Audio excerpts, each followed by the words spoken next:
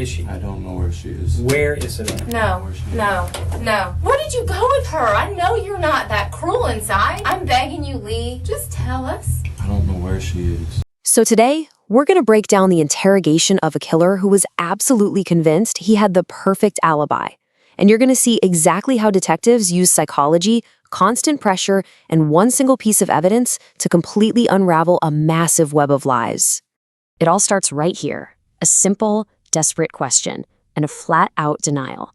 This was the wall the detectives were up against. You see, Lee Rodarte was calm, he was collected, and he was absolutely ready to lie. The police had just one shot at this, or a killer could walk free.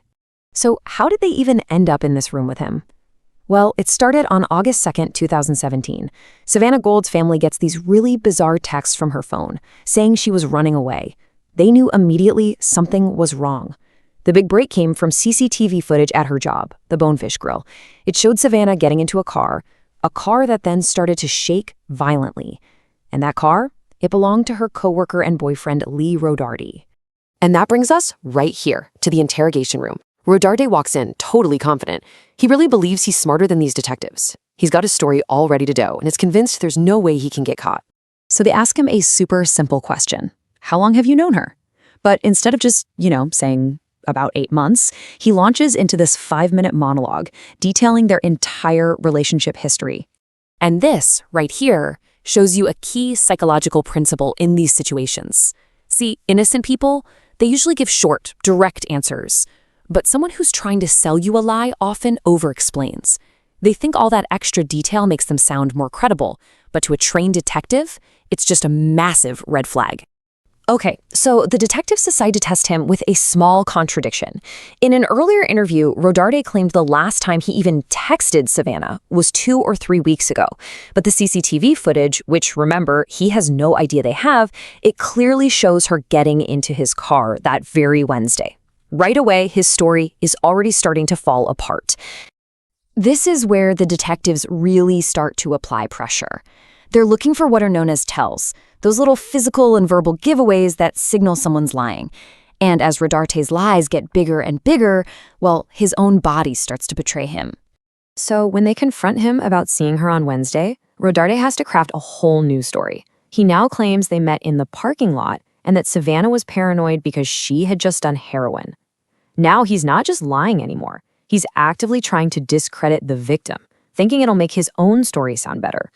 And this lie, man, it just snowballs into his most elaborate fabrication yet.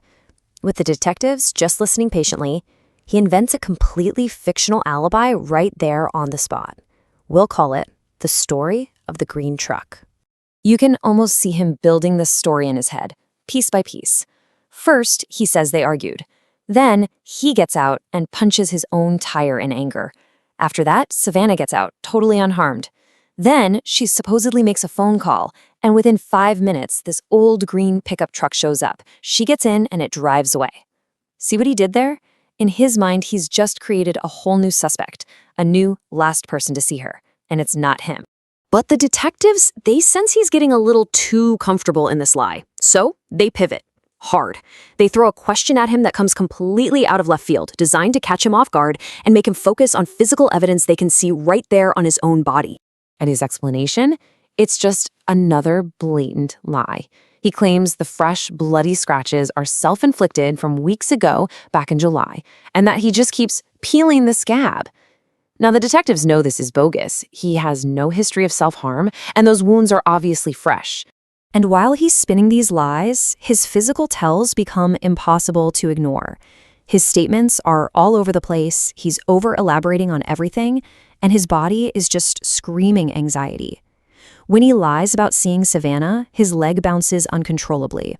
When he lies about the scratches on his neck, his hands start making these jittery, unnatural movements. I mean, it's like a textbook case of deceptive behavior. So at this point, the detectives have a realization. Just hitting him with facts and chipping away at his lies isn't going to be enough to break him.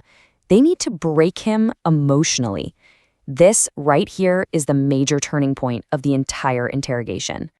So the male detective, he just drops the whole act. He tells him directly, "We have proof."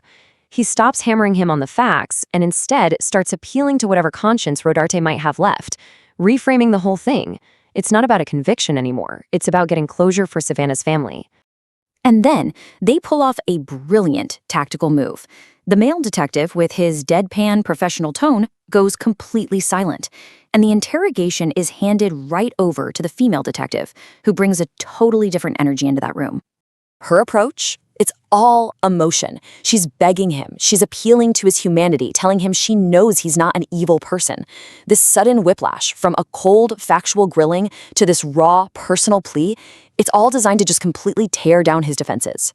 And then comes the masterstroke, the knockout punch. She drops a tiny, specific detail that they could only know from watching that video. She kicked open that door 3 times, Lee. We saw it. And in that one sentence, Rodarte knows.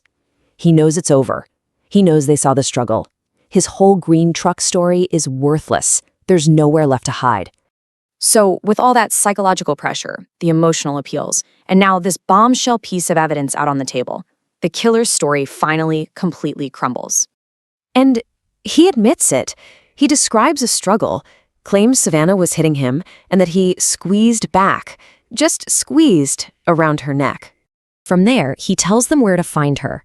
He had disposed of her body in a pond on the west side of town, and that's where a dive team would later recover her remains.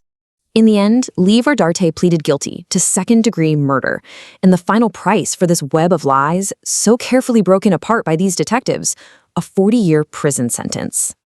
And all of this leaves us with a pretty chilling thought.